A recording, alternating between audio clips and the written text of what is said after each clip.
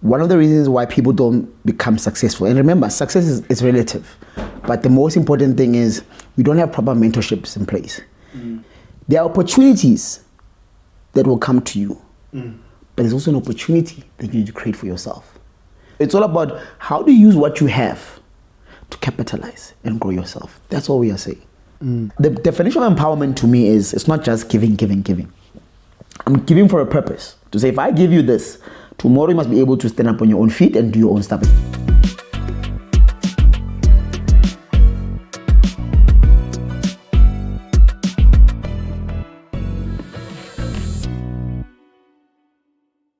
Welcome to another edition of Mindset Profits. Our guest today has set a challenge in public and said he's going to find 100 people jobs.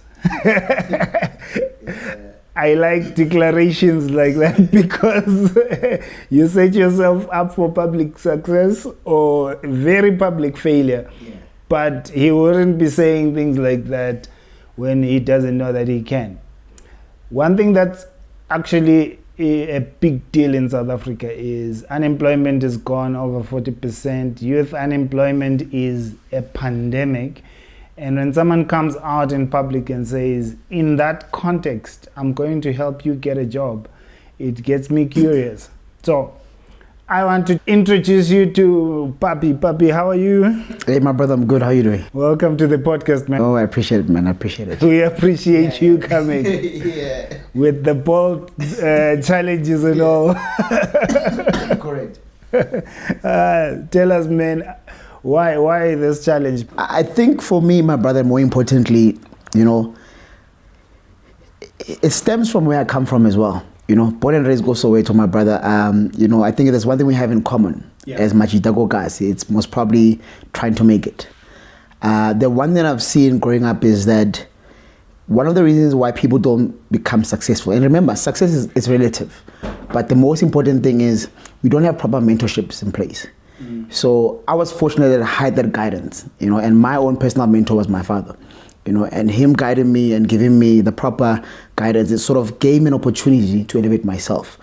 So the reason why I came to the social platform and made that bold statement, last year alone, I was able to help plus minus 30 people single-handedly to get jobs. Yeah, it's just that some things we don't document them, some things we don't, talk about them. Yeah. But because I've been in the industry for more than 10 years now, it's been over a decade, and I've built relationships with different stakeholders.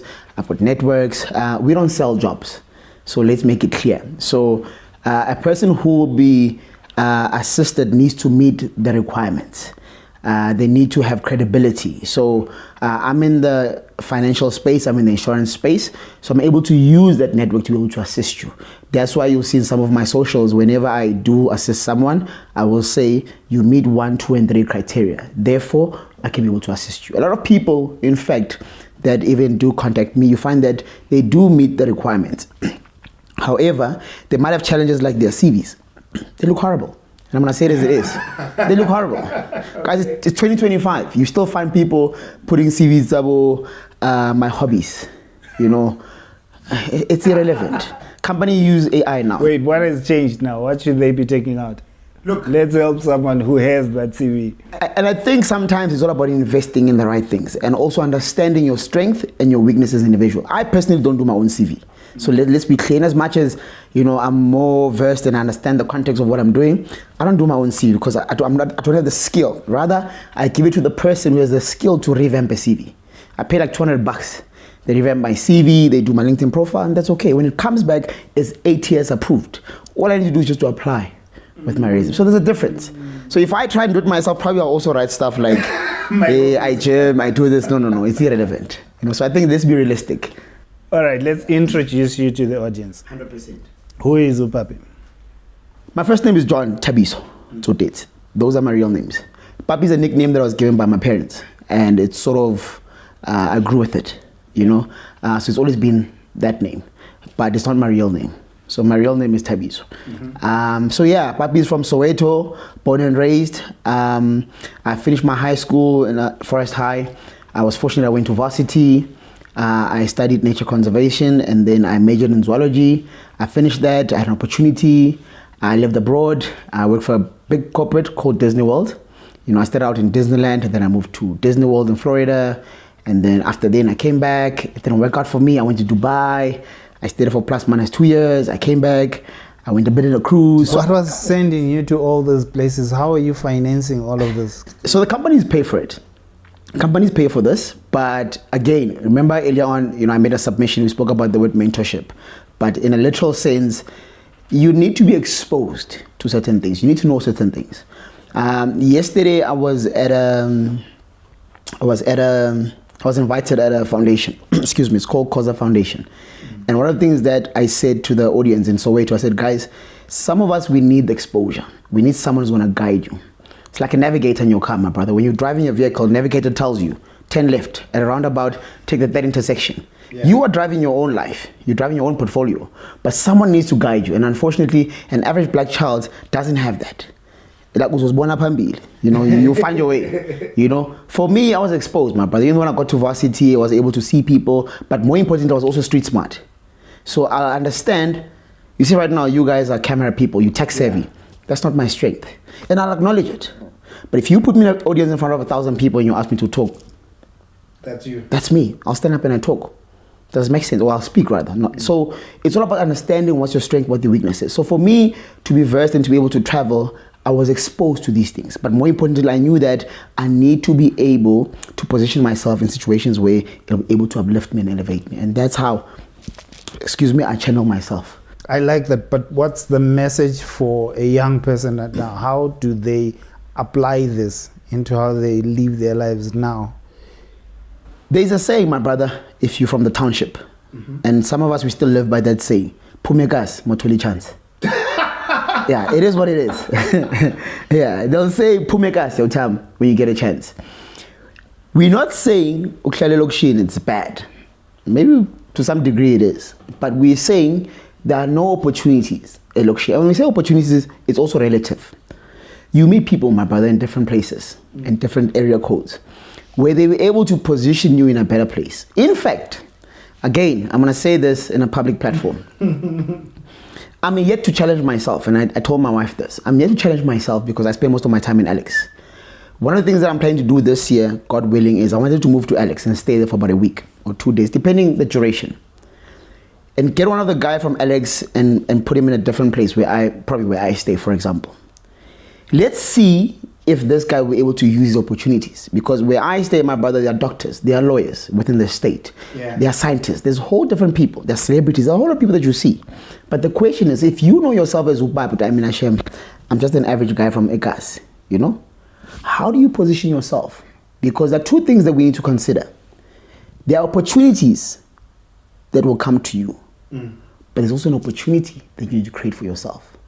So if you can't differentiate the two, then my brother, you're gonna also carry lokshin. So to step out of the lokshin simply means you need to be able to know, how do I navigate? And unfortunately, a lokshin, it's a tough environment because people that made it, mabu lokshin best komela, and not in a bad way. And I'm driving a nice car, but but they already hold your hand and say, Chief, listen, this is how you get there. But also, we can't blame them.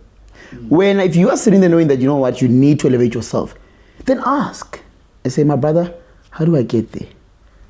Is this how Black Child Arise got born? The passion to go back and build Ekas? 100%. Hence, my company's name is called Black Child Rise. And by default, I'm black.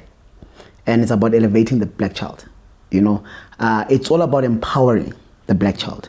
It's all about making sure that the black child is well versed. The black child is well exposed to certain things in life. I would tell me we live in a society where even people who have grade 11, grade 10, they still are more successful. Again, success is relative, but they've made it. They've survived, as opposed to someone who has a degree or a low degree, for example. So it's all about how to use what you have to capitalize and grow yourself. That's all we are saying.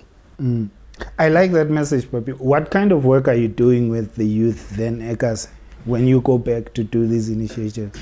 Okay, so I know the one is helping people get jobs. Correct. I think that's an important one. 100%. It's something that definitely should grow. 100%. What else do you do? So my company has 3 major portfolios that we're running concurrently. We offer the regulatory exam, right, which I'll touch base on it a bit later. We also have an NPO that we are running as well, where we go and assist people. We give them food, sanitary pads, and so forth. In fact, as we speak, I've got groceries in my car that was given to me this morning by my neighbor within my estate. That's one. Number two, we do mentorship programs. I've also ventured into a platform where I want to do career guidance. Because a lot of people, they pass matric, but they don't know where to go. It's like, chief, so just study whatever that will make us money. So we also want to be able to encourage people, because you said it yourself in your opening statement that we are sitting with a 40% unemployment rate. Yeah. Guys, that's scary. It's scary. But more importantly, how many people are applying outside South Africa that you know? Not many. Very few. Very few. That's why I was surprised when you're giving your background and talking about boat cruises and Dubai. It's exposure, my brother. I have a friend of mine right now who's working in a cruise. He's got a BCom accounting. He's still working as a waiter. I asked him, Chief, what's this about? He's like, no, I'm cool here because he's making money. In Dubai, you get paid in dirhams. It's tax-free. They don't charge you anything. Where I lived, they paid rent for me for free. You eat at work, you eat within the residential area that they provide you with. Good food. Good food. It's a buffet, my brother. You choose. In fact, the only challenge that I used to experience when I was in Dubai was they've got this thing of African food, but they will make, if you are from East Africa, West Africa, they'll think you in South Africa, it's the same pap you must enjoy because you're from Africa. That's the only challenge. I'm like, hey, guys, we are Africa, but we are different. But rice is rice. Boiled eggs are boiled eggs. Cornflakes are cornflakes. But the point is, there's a saying in Zulu, Sebenzele. So when we were there, my brother, whatever we did, you bank it because you want to take it back home. But if you're in your 20s, in your early 30s, those are the opportunities that you can take, my brother, outside South Africa. Because an average black child in South Africa, they're probably applying on Peanut, on Indeed, and there's nothing wrong with it. Or the common term they'll use, through pass, black. Which is why they're coming to you now. Yes. Do you understand? Where should they be applying? Again, it's not entirely about where do you apply. I think this thing stems from what I said initially. Guys, we need the right mentorship in society. There are people that we know who've made it. And when I say made it, again, it's relative to what you define as made it. I've made it based on where I come from, my brother. So what I used to pray for back in the days, I'm living that prayer right now. So I can say, thank you, God. I've managed Jehovah. I'm living the life that I've been praying for. So in my own sense, in my own accord, I am successful. Relatively to what I know success is, according to Papi, I won. Does it make sense? Right. No, I get so you 100%. If you were to ask me where should they apply, it's not about where should they apply. It's about the people who are already in positions of understanding where to go to.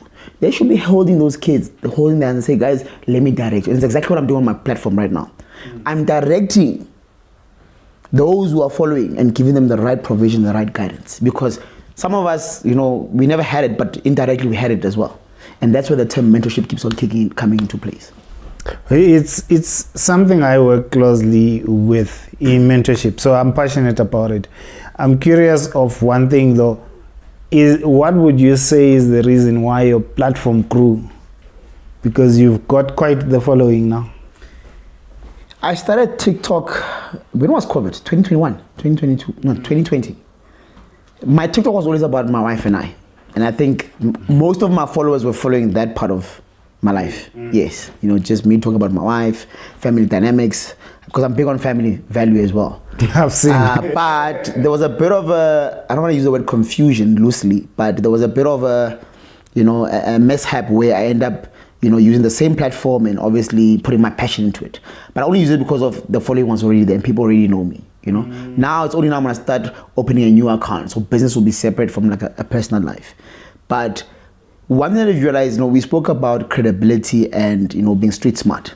Back in the days, we never had these platforms like this. Yeah. For you to be known, my brother, you had to be on Jam Alley. Yeah, but we are James in you've made that's a tough show to get into then. Do you understand? It was a big thing. Was that Jam Alley? Yes, that's massive. Nowadays, you post a video on TikTok, you are popular. Especially because you go viral, whether in a positive way or in a negative way, but the fact that people want to know you. Yeah. My first viral video that I remember on TikTok was when my wife we were driving, or actually in our estate where we used to stay, she drove to the washing line with a car. Okay. So I took a video. I'm like, who drives to the washing line with a car? I was like, this one. Wait, why was he driving? Obviously, it's quite a distance, but distance to what? Relative to what? But obviously, I understand because she's holding, it's a package that you carry or whatever. But so she had to put the load in the car and then drive to the washing line. So I took a video, and that video went viral. I think I had like almost 3-4 million views. I can't remember, but I think that's when, you know, we're like, oh, okay, people know us now. And then remember, it was COVID. I started posting and posting and posting. For me, it was just posting for the sake of posting. But as you grow, you start realizing, man, this thing is not, you can't just be posting for likes. You know, let's start using things that are more conducive, we can be able to empower each other with. Which is an evolution that I like, looking at what you've been doing. So weigh in on this conversation. I've had people that are on two sides.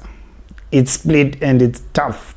Some are saying pushy education, and there's a new group of content creators that are coming that are saying education useless because you can be a content creator and make money. You can do so many things. Like you said earlier, you know people that ended grade 11 that are doing better than guys that have degrees. When it comes to education now, where are you standing? Because I know you help people get certified as well. So I am assuming you're not anti-education. No. Where are you on this? Do you think this message is toxic to Intwana Zekazi, or there's merit to it? We need to understand that once you're on a social platform, the term influencer, right, is a derivative of you are influencing something. Whether positive or negative, but you're influencing something. So you gotta be careful how you position yourself. Guys, there's a saying, it's not what you say, it's how you say it. You cannot disregard education. Education is broad, guys. Growing up with guys is education itself because it helped us to grow, to be street smart. Practical example, when I got to the States, the difference between me and the average guy who came with me, and I don't want to use the word loosely, but you know, Native Americans or just Americans in general, you know, the assumption is if you're from Africa, you live with elephants and lions and wada. My friends tried to, no. I live closer to Sandton. I live in Waterfall. I was like, no, my first time. It's my first time. Why do you think I did that? It was a street smart movement. Because if you show them that Shem I was when I just that guy, they'll elevate you. You know what they did? They made me travel. They took me to Vegas. They took me to Miami for free because Shem, this one, he doesn't know. Let's support him, Shem. He's grateful. They bought me those headsets called, what's that, Dr. Dre? What do they call them? Beats by Dre. Beats by Dre, yes. That time I think it was like $5,000 that thing in conversion to USD to SA.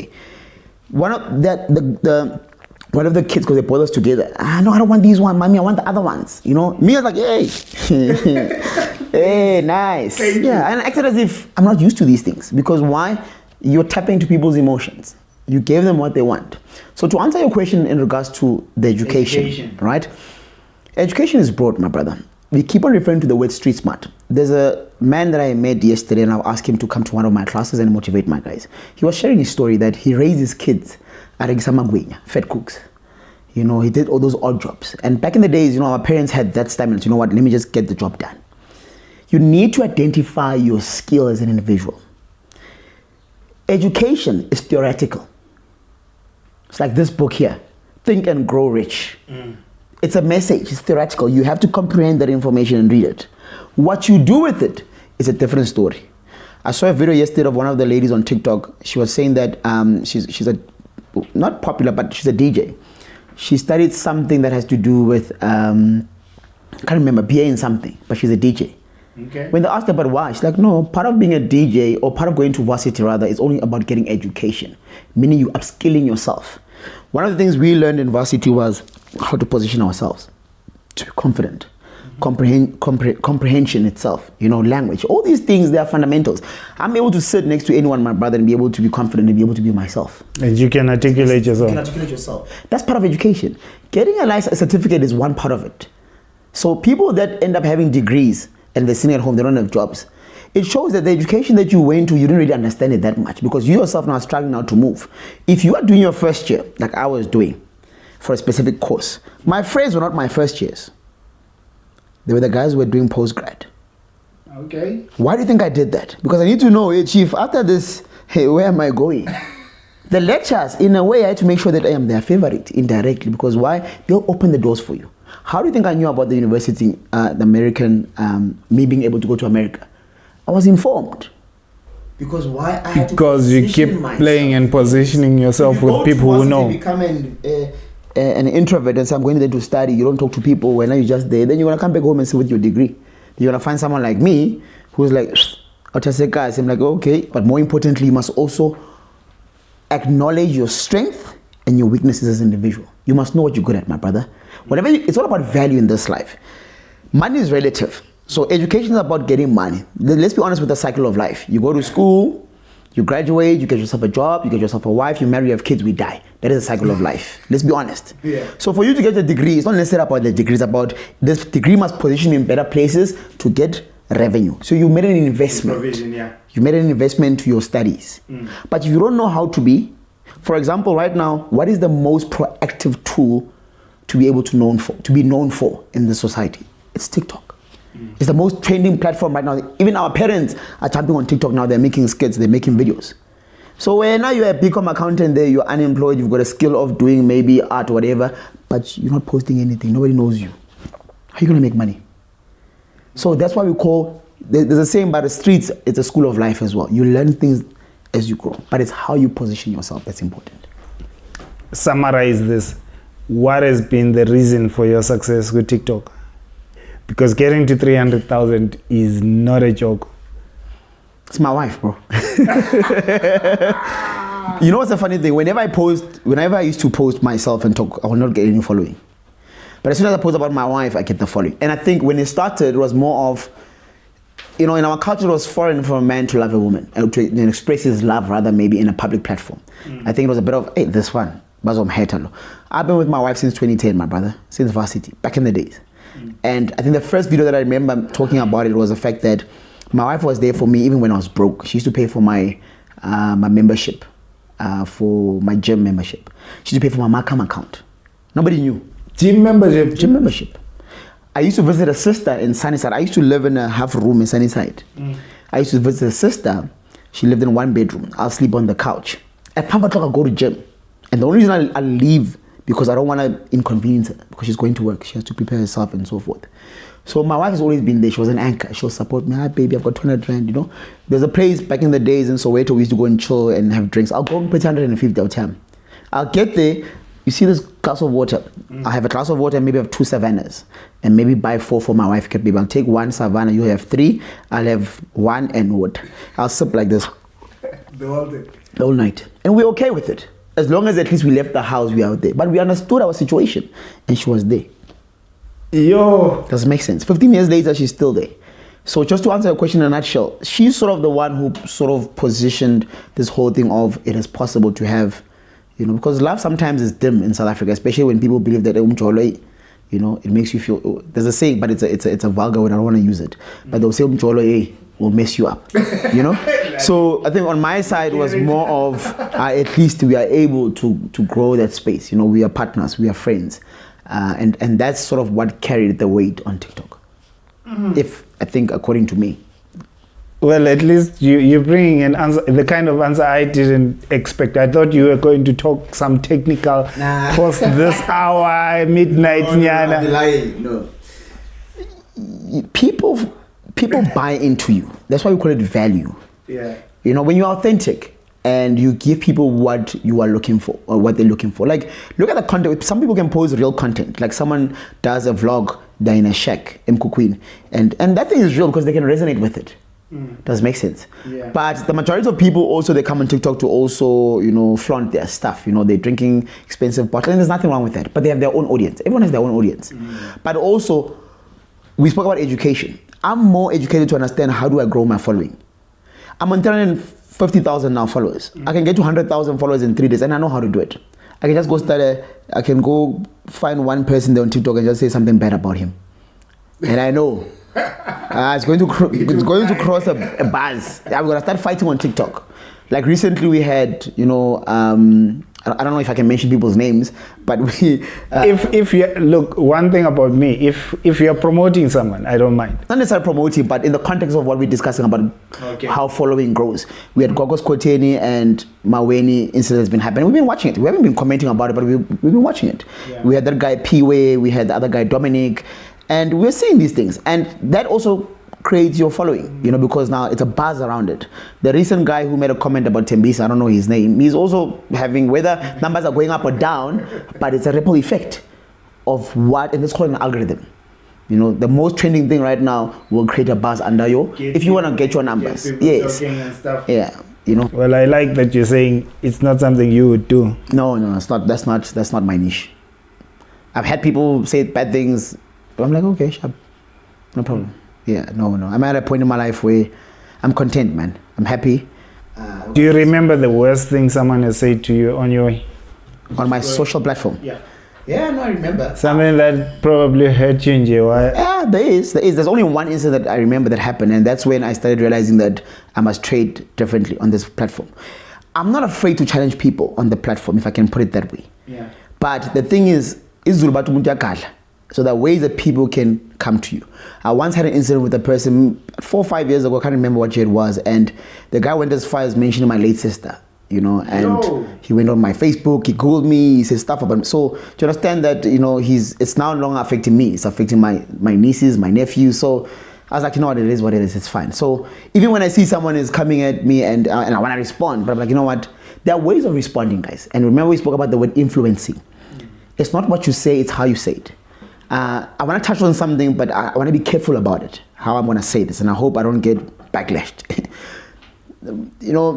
Dominic once, when Dominic gets attacked, for example, I'm going to use him as an example. Yeah. When he gets attacked and he will resolve to, I'm going to get you fired because you're bullying me.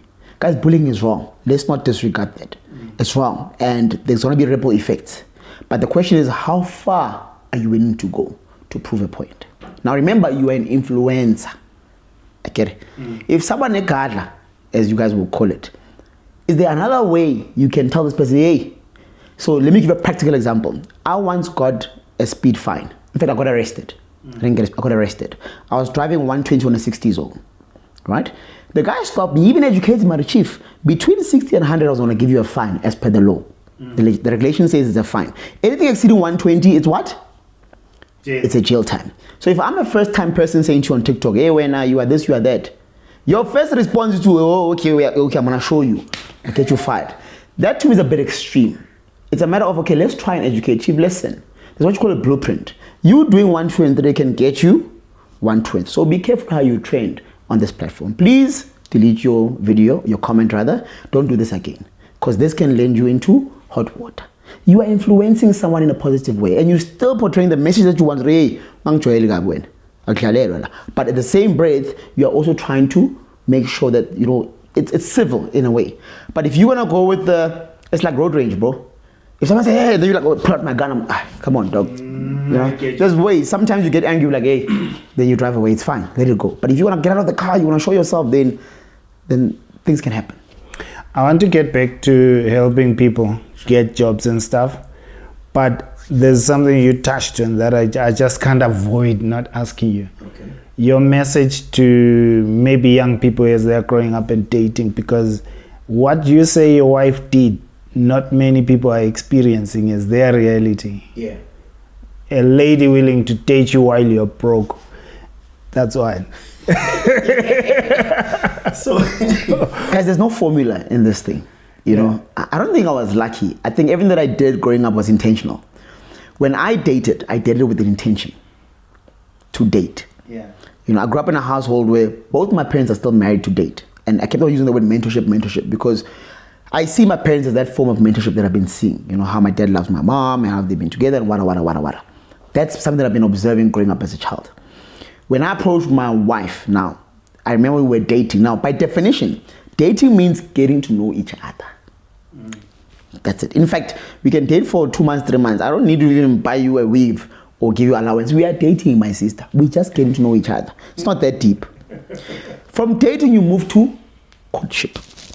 So there are levels to these things. You date, you court, you marry. So during the dating phase, you are identifying potential in each other. Or hey, do you meet the requirements that I want? Do I meet the requirements that you want? If not, let's go our separate ways. So back in the day, you find that the narrative was, you find that you are dating someone but you don't even know that person doesn't even love you. When you are there fully, but the other one is like, I'm not there yet. So the message will be, as a man, my brother, but I'll tell get your house in order as a man first. When I approached my wife at the time, yes, things went right for me financially as well, but I had the vision. And I told her, I set it down, I said, listen, lady, I want to settle down at some point in my life. Not necessarily with you, but my objective is to settle. So whatever that we do in our dating phase, it has to be aligned with the objective that we want. So if you want to be a wife at some point in your life, you want to settle, then this is the route we are going to take. Because by definition, as a man, you are a leader. So women are subjective. I'm going to go then they become receptive by a woman. Okay, let's give him a chance. So even if though I was broke at the time, but my wife saw potential. Okay, this one, because it's not in what you say, and this is where women go wrong. And I don't want to get you into detail, but women tend to listen to what we say versus what we do. So I was very intentional with my actions, and my wife saw it. Okay, this one, he says he wants to marry, he wants to do this, and everything that I was doing at the time was projecting exactly what the goal is. That's why it was easy for her to stick around. The only flip side to that, most of my cheetah, when things are okay, they run. I can see one sister saying exactly that. Hey, Ukona, that I supported. Yes. Exactly the same way, but as soon as the tender landed, he was gone. It happens. But I guess it's one of those things, But for me personally, my wife, she's a friend, dog, more than anything. And I think once you have that in your corner, it's more than just a relationship. Because your friendship can be sustainable for years and years and years, because it's friendship over us being companions. So I think that also helped us to sort of be where we are. And even with my initiatives of Black Child Rise, she's the one who's been there for me, the support. One of the things that, just maybe to redirect our conversation a little bit, is, even through my initiatives, so if I get money or someone pays me, there's certain portion that I take to reserve to empower the Black child. Because for me to go to Alex, to go wherever I go and give food, supplies and all those things, it requires money, so that's where I also use the money to be able to assist, it's for me, my brother, and I just, sorry to deviate your line of questioning. No, it's okay. But the most important thing for me is the word empowerment. It simply means in your own space. I wanted to live a life to show them my uncle once asked me a question. My dad's side of the family, they're mostly overseas. They're in London, some in America. They asked me, why did you come back? And I said to them, what, guys, now I want to make it, but I want to make it a gas. In America, they don't know me. They don't even care. Even if you drive I used to drive a car when I was in the States, a Ford Mustang. They don't really care. They don't really care. It's a nice car, so what? That's a cool one here. Yeah, here is like a big thing. Mustang, I'll tell you. So for me, I want to make it here, guys, and I want to be able to empower Bazi, so that you, if we say Peter, say Mapeta, or say Zol, you can say, but the outlet is Plomanayo, so we know this guy. And here he is, he's making a difference. So that when we go back to the hoods that we grew up, we're not going there just to say, hey, I'm driving a G-Wagon or this. Yes, I'm driving this, but my OTM, if you do 1, 2, and 3, you're going to get there. And that's the narrative that we're trying to push on the Black Child Rise. When it comes to starting a business versus still looking for a job now, where are you on that one? So it's going to go back to what I said initially. There are two things, the journey of what we spoke about, Ultimately, everything that we do, guys, is to get money. Yeah, let's not shy away from it. Even when you go for an interview, deep down, you're like, hey, just tell me how much you want to pay me. You're wasting my time. We want money. So you got to be strategic, my brother. You got to be a strategic thinker. My ex-boss, in my previous years when I was still in corporate, I always respect that guy because he doesn't have academics. I have more academics than him, but he was street smart. That guy is very articulate. He's very confident. I was just a guy. He's done the worst thing that you can think of, but he can tell Tabza, I had to make it. Now the point is, as a young man, you just finished your matric, for example, you lost. Unfortunately, the accountability of that child doesn't sit with that child. It sits with the ones that are leading that child. And that's where your parents come into place, your leaders, your mentors, and so forth. Hence, again, the term mentorship comes into place. Because as a young child, the same. If I look at when I was in matric, dog, no one really guided me. I didn't know. But when I look at where I am, when I was in high school, dog, I used to sell chocolates. We used to call them bonbons. I used to sell cigarettes, but I never smoked in my life. But I used to sell cigarettes because I used to know how to capitalize on what people are wanting at the time. So, as a young person who's young, it's not about going to business or going to school. You need to know, okay, what is the value I'm going to put into the table? Because value will get your ROI. That's where you get your revenue, where there's value. So if you are able to wash 10 cars in 5 minutes, that means you are the most, that's something valuable because no one can do it in 10 minutes. So that's where your revenue is going to come from. So you need someone who's going to guide you and sit down with you and say, listen, Chief, let's look at your strength, let's look at your weaknesses. And also the courses that we're studying, guys, we can't just go and enroll for a course. You can go and check. And one thing that people are missing here is do not take short courses for granted. Okay, why? Let's look at the stats. We have 65 million documented people in South Africa that are citizens that we know of. Yeah. Let's look at how many of those are in the middle class from graduating. And when we say graduating, we're talking about college, your colleges, your universities. Majority of our parents did not have higher education, but they've made it. How did they make it? Selling this, selling this, selling that, selling this. I don't know if I'm making sense. Yeah, I get you. So the point is, it's all about understanding that what can I do to bring money on the table. I just came back from Midrand here. There's a guy who does my rims. And I said, Chief, you've been doing this since 10 years, since I've known you. I've never seen one video of you, dog, on social platforms. When I was parking there was a Porsche that was there for rims and refurbishment. You got an iPhone. You got a company. You're supposed to say, hi guys, this car came in for refurbishment. It's a Porsche, whatever. Before and after you post your work. That's how you get your business. Does make sense. But if you don't know how to move with the times, my brother, then you're going to be stagnant. You want to stay. 3 weeks ago, being said so to again. I got 2 million cookies in Shai Cheese Corp. Man, feel at 10 rand. I got so angry. I'm like, Chief, how can you say Cheese Corp be 10 rand in 2025? Come on. 10 rand. That's the price 10 years ago. No, dog. On average, each Cheese Corp should be at least 20 bucks upwards, depending where you are. But in Lokshin, I got Cheese Corp at 10 rand. The guy is still charging 10 bucks. So mentorship, if he doesn't have the right guidance, to him, as long as I think him they're saying, well, it's okay. He doesn't want to grow his business, but he needs someone. And back in the days, we used to have Zola. Did you listen when you were talking to him? I hope he did, because one day I'll go there and I'm saying, I was shouting at him. I was like, hey, when? We are Kanyana. How can you charge 10 rand? Does it make sense?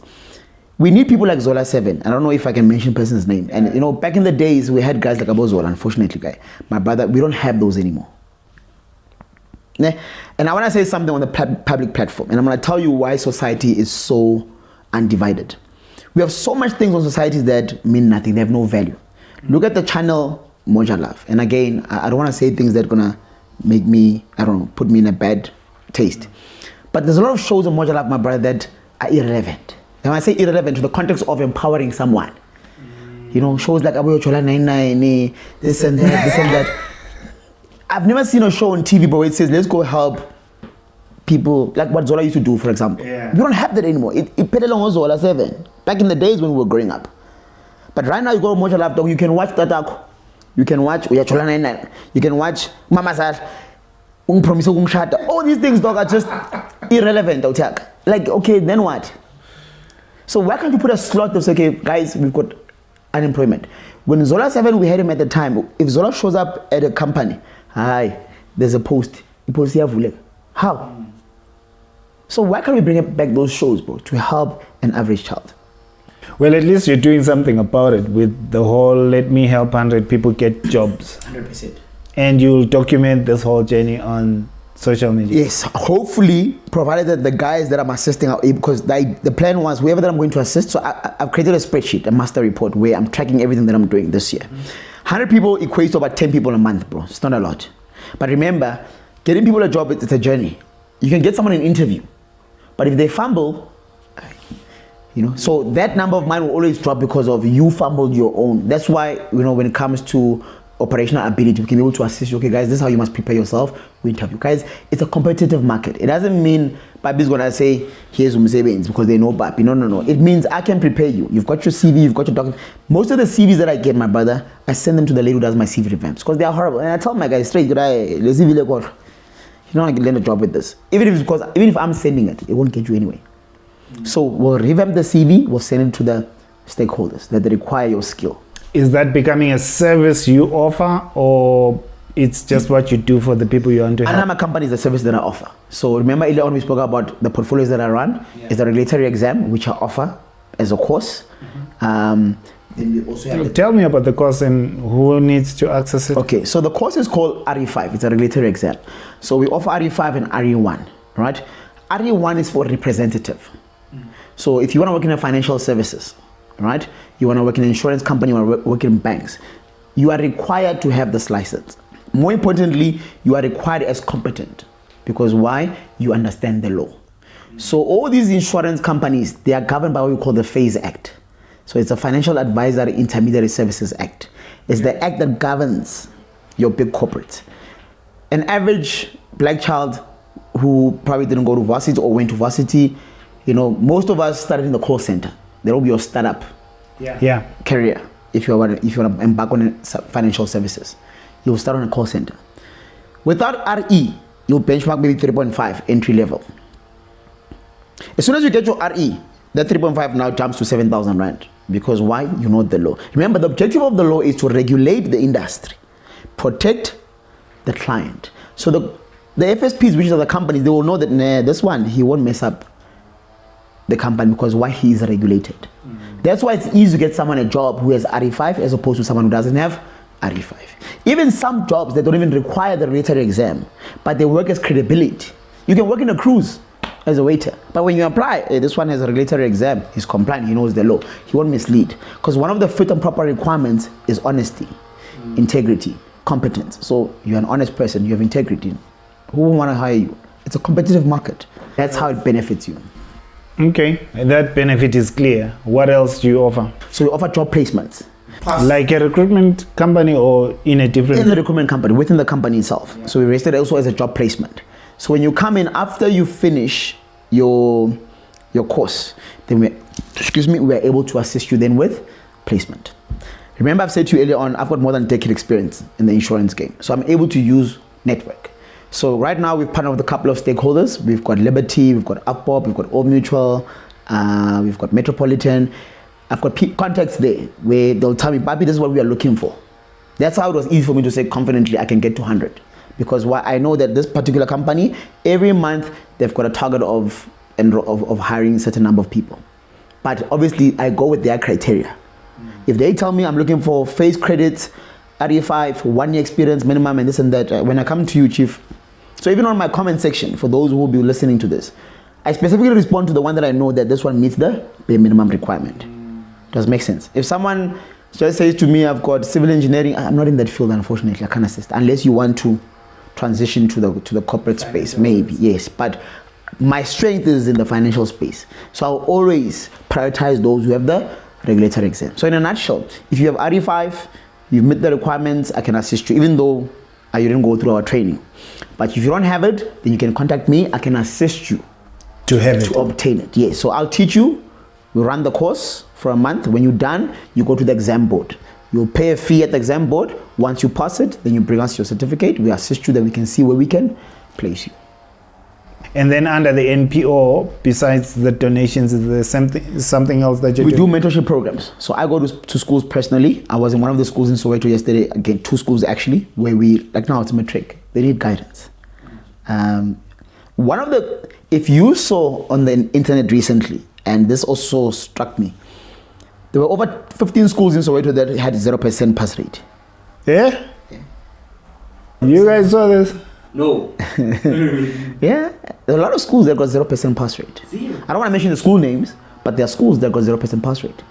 Now, at a strategic level, this is what happens to those kids, man? Yo. But at a strategic level, this is what we do. We are able to confidently say, school X, Y, and Z, we can get your pass rate. Let's just say it was sitting on 60%. We can get you at 70%. We can increase the threshold by 10%. The question will then be, how are you going to do it? So my team and I, when we go, this is what we're going to do. Teachers know who the troublemakers are.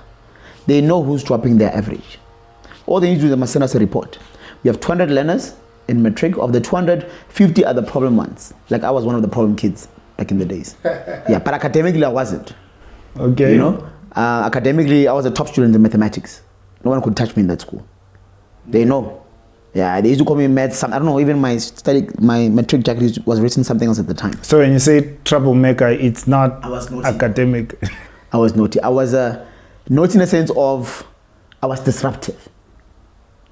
So I'll make fun of people, like if teachers are coming with their funny English, I'll make fun of them. So I'll be disruptive. But because my dad was strict, I was living a double life. So at home, it's books. School, freedom. So my friends, when we got our reports, they thought we are all in the same boat. Hi, Baba. Not me. Not me. I got A for math. Because my dad was like, hey, Baba, not in my house. Here you are going to study. You're going to do 1, 2, and 3, and 4. But the point I'm trying to make is, just based on the question that you were asking me, is that when we go to the schools, we can tell you, Mama, since you got 50 students, there are a problem. We can ask the parents to sign an indemnity form or consent form to say, can you allow us to engage with your kids? All those kids need, guys, is empowerment. They need a mentor. Someone's going to guide them. Listen, Chief, we were there. We were naughty. We were doing exactly what you were doing. But there are ways you can still do what you are doing and still enjoy your life. I agree, you saw we came with the Forpa. You saw it. I get this is what you need to do here. But let's, like my nephew, this is what I do to my nephew. I say, bless, you want to drive my car? No problem. You must do 1, 2, and 3. My niece asked me to buy an iPhone. I said, no problem. But she's in matric now. I said, give me A for maths. I'll buy the latest one. It's a deal. Okay. So what are you doing? You're giving a child an opportunity to say, you know what, I must, whatever it takes. So it's the same application process we're going to apply in schools. And say, listen, sir, these are your problem kids. Let's work with the problem kids. I'll tell them, what is the one thing that you like? I'll tell them, iPhone, whatever it is. If it's within our means. Okay, I can get you soccer boots. But the agreement is, the next test, you must be the top 3 student. Okay. They'll give you the number. Yeah, they'll give you the number. I had one parent who sent me a WhatsApp last year, I remember, and she said to me, Papi, I've got my son, he didn't make it, wada wada. I said, you know what, in fact, we can even hire him in our company. When we do our runs, we go with him and say, you know, grade 12, he didn't go to varsity, but now he's working as a facilitator. He's doing this, he's doing that. Those are opportunities we can be able to provide. What the community needs, my brother, more than anything, is they need someone who was born and raised or who is relatable. Not some motivational speakers want to come from there. It's like, hey guys, to make it, you must do this. We want to see you loud where you're doing 1, 2, and 3. You are relatable. And that's how you're able to change the narrative. So what the school kids need, they just need someone going to empower them. By doing that, if you are at 60% average, if you have 10 students who are troublemakers, if they get to even 30% threshold, that changes your whole average. Because why? They've increased the threshold. And that's all you need. But it requires a collective effort, not just a one-man show. No, we'll see where to weigh in on that, because I think it's some cool things that you're doing. Yeah, man, we're trying. We're trying. We also do sanitary drives. You know, yesterday I told one of my, I sent a message in my group. I said, guys, please, for those who can, please bring sanitary pads. So if one student brings 1 sanitary pad, it makes a huge difference. We go to Alex, we go to wherever we go, we drop the sanitary pads. In fact, on that note, if you allow me to share this, how this NPO also even started. There was a girl in Alex who got raped. She was 15, 14. She got raped. People who knew what I do and who I am were texting me. I said, Papi, hey, this girl got raped. That time the NPO was not even active yet. Go help this child. Please, do what you can. Were you on social media at the time? On my WhatsApp. It was trending on social media, it was on YouTube, on Facebook, wherever way it was. But I got a message on WhatsApp. But the most interesting thing is it was not just from one person. It was from more than one person. I got a message. I said, okay, let me go. I drove to Alex. I went to the school first. Okay. Got to the school. They said, no, it's a sensitive case. I tracked the mother, I found the mother. Got the mother. I said, Mama, what happened? I'm sorry. I'm here to help. I'm coming at personal capacity, by the way. I introduce myself, where I'm from, wara. No problem. It turns out the girl was dating the boyfriend did the deal with the girl, and after it's like, no, my friends must also come. I think that's how it erupted. It's quite sad. But the most painful thing that I sort of picked out of it was the father is nowhere to be found. Apparently he's somewhere in Mpumalanga, wherever he is, but he's able. The mom, she's struggling. So you can imagine that child, Shem, she's just there. The mistake I did was I invested everything in it. And that's when my wife's like, baby, you must be careful. When you start something, you forget everything. You just it's like you wanna move to Alex now. Because every day you are there, you are doing outside. But I was so invested. I was even willing to take that kid out of the school. There's a Panyaza Lesotho school around, I think it's a Princeton or what. I was like, I'm gonna put that child in that school. I'm gonna do whatever it takes. But then I didn't realize that, hey, because now I'm creating an expectation, it's gonna stay with me now, you know. But one of the things that I did to try and empower, I sat down with the mom. I said, Mama, she's young. Like, she's got a matric. She's got at that time she was doing security stuff. I said, you know what, let me try and help you get a job so that at least now, you know, it will remove some sort of pressure on me as well.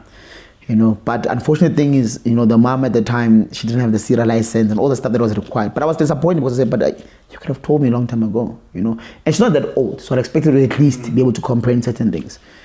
But, you know, we started buying them groceries all the time. You know, I'll go there, I'll go to the schools, I'll attend the meetings myself personally. So you were a proper investor, yes. So my wife used her own medical aid to get a psychologist because, you know, in that school they were like, no, go use that psychologist from somewhere. I think it was the police station, wherever that she was talking. I'm like, no. So I was invested, but I also realized that, you know what, it's a tough one, especially as soon as you leave, you know, you don't know what's happening. You know, I had some of my friends involved. We had a bit of a convoy we used to do and going there and delivering food parcels and all that. But what the definition of empowerment to me is, it's not just giving. I'm giving for a purpose. To say, if I give you this, tomorrow you must be able to stand up on your own feet and do your own stuff, and I'm out. But I realized that it was more a receptive relationship where I just want to receive, and I'm just okay with what I have. I'm just waiting for you to send whatever you send. So, you know, that's when I started distancing myself a little bit. You know, but I was very strategic about it because I had to sit down. I said, listen, I'm going to give you a task. Get this license that is required, the CIRA, and then we can resume. It never happened. So I felt that, you know what, I can't blame myself for it because I tried. You know, some things I had to do, which I still do today. I'll go to Alex. Isn't that tough to walk away though, after that level of investment? It's a tough one, my brother, but more importantly, you know, it's the thing is, if you've ever been to Alex, as soon as you drive from this house, that house is going to touch you. The whole Alex is going to touch you. So that's why whenever I started my food drives, wherever I stop, it's where I deliver. I don't specifically say I'm going to deliver here because everyone is in the same situation. One of the initiatives I wanted to do this year as well in Alex, for example, was one of the guy owns a company. I said, Chief, let's partner. We go there, we find Machita Chalama dice. Right? We do our own content. We need to track this guy's development. We find any random guy. Gents, anyone here who wants to do this, go through this course. I'm going to offer you the training of the exam. He's going to offer you, he's in Forex and logistics and all that stuff. He's going to teach you whatever he teaches you. Then we want to watch you grow. But we're going to obviously create our content, you know. We're still in the process of doing that. I'm just not sure if it's still yet going to happen. But those are some of the initiatives that we wanted to embark on as well, you know. So that, end of the day, the idea is we need to say we had Tabo who came from 1, 2, and 3. Now Tabo is a 1, 2, and 3 there. That's what the message is about Black Child. It's about empowering someone. It says educate, empower, elevate. So the education comes from us, where we come and tell you, Chief, these are the opportunities that you can embark on. Once you have the information, we empower you. This is what you can do with the information. From there, it's up to you to elevate yourself. There's something I'm remembering. Someone sent you a message and you made a post about it on social media. And they were saying, can you buy me perfume? Yeah. You remember that? Oh, you bought it. I went to Pretoria. I still remember that. In fact, there's a video that we posted again where we met with the lady. It was a lady. Oh, I thought it was a guy because they're saying I want to smell nice like you. I don't know if it's right to say this, but it's a girl who's I don't know if it's okay. Yeah, but yes, you know, we went to, it was in Sunnyside. We drove there, my wife and I, we bought a perfume. But it wasn't that expensive, but at least she got what she wanted. But we did. We did. What was your feeling around the request, though? Because you felt like it felt like she could have, or he could have asked for something better. Not entirely, and I think that's where we need to be cognizant of how we engage with people and what we think of people. Because to you, something might be just average. To someone, it might be a huge thing. Yeah. So we need to be very mindful of how we... There's a lady, I don't remember her name, but she's late. She used to be on TikTok. She used to talk about her disease, man. She used to do lives. She used to have what do you call that thing that you put in your nose when you speak, like in hospital? I think we know. I know what you mean. I don't know the medical term. Yeah. That lady once posted that she wanted assistance. I offered my assistance. In fact, I went to my car groups, said, gents, let's help. We're going to do a convoy. Unfortunately, I think she was outside of South Africa at the time. She was in Botswana. So we couldn't start the initiative. But coming back to what you were asking is, I've learned that your average might be someone's greatest. Best. Yes. So if someone requests a perfume, it might be like, perfume, like really, you know? But at the very same breath, to them it might be a huge thing. The objective here is to make a difference in someone's life. You know, when people see us on TikTok, sometimes they ask for pictures. Like yesterday I was in Soweto, they asked me for a picture. You don't realize how much impact you have on someone. I want to share a quick story with you guys quickly. Yeah. In fact, I'm yet to call this man to invite him in one of my classes. I don't want to mention his name. But in my hood, there was a time when this man came. So my hood, it's all houses, bond houses. There was one space that was open. So that guy came, he got the space, but he put a shack in there. The neighbors didn't want him. No, they want a shack here. The only person that I remember standing up for that man was my father. He was like, no, leave this man alone. And I understand why, because my dad comes from that same background. Whenever I think about this guy now, when you see his house today, that guy is a plumber. He built his own house. He put his own plumbing. He painted his own house. He did everything on his own, that guy. His house has been better than the other houses that are around. The people that are saying you don't belong here. But the point is, at that time, if he had said to me, Chief, Nanga Tola Fela Kharaf, Keshap, he'd be like, Kharaf, like really now. But to him, it meant something. Because at the time, he had to clean his yard. He had to do 1, 2, and 3. So you would never want to be in a position where you have to underestimate someone's ask, thinking because your ask and my ask are two different things. And it means different things to each of us. Do you understand? My brother, you are here running your podcast in Bryanston, 4 ways, Senton area. On paper, this is one of the square mile areas, one of the richest square mile areas in Africa on its own. There's someone who's running a podcast there, also wait. His only goal is, God, if I can just move to Bryanston. Do you understand? The same way, hence I said to you earlier when we spoke about prayer, now I'm content in my life because I'm living the life that I prayed for back in the days. In as much as I want to move to Stain City and Serengeti Estate, that's still my next passion. But currently, Chief Nami I was like, I know, God, Golf 5 GTI. Like, if I can get this one and get myself a yellow bone, I'm fine. Yeah, we have that now, and it's okay. Let's repeat up, Papi. Your message to the kids, particularly who have failed matric. Good one. I'm gonna say to them and to their parents, because I also have nephews who failed matric. This journey is about value. If you fail matric, it's not the end of the world. You need to go home and do what you call self-introspection. Sit in your room, or assisted, and think about what is your next move. If you want to be a doctor, you need to be friends with doctors.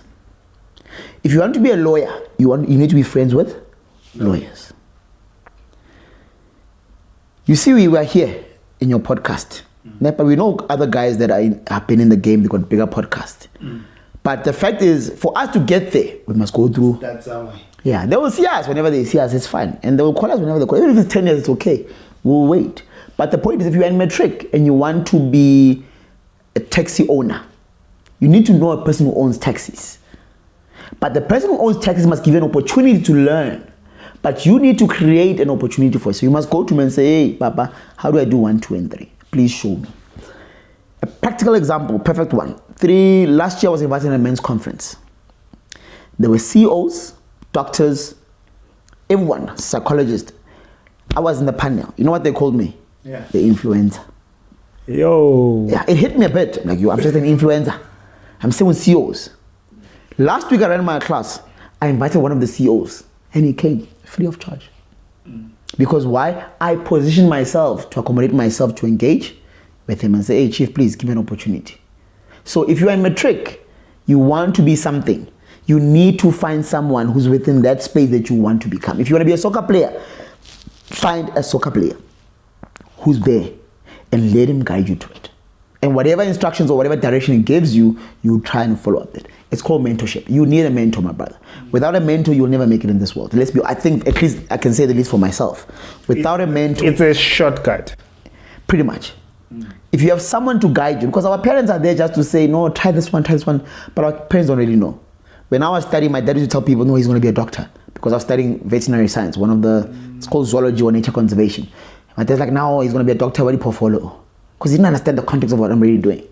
But for me to be able to be where I was, I had to find someone. For those who know me personally, they'll tell you, I used to train lions back in the days.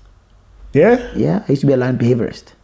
I used to train lions. I used to work in a park where I used to literally see those videos you see on TikTok where people are walking lions. I used to be that guy. Only few would know, those who know me personally. Well, I went to a camp reserve and they were this lion walk thing. Yes, I used to do this. I said never. I used to do those things. We'll raise it from a cup stage all the way until it gets to that stage.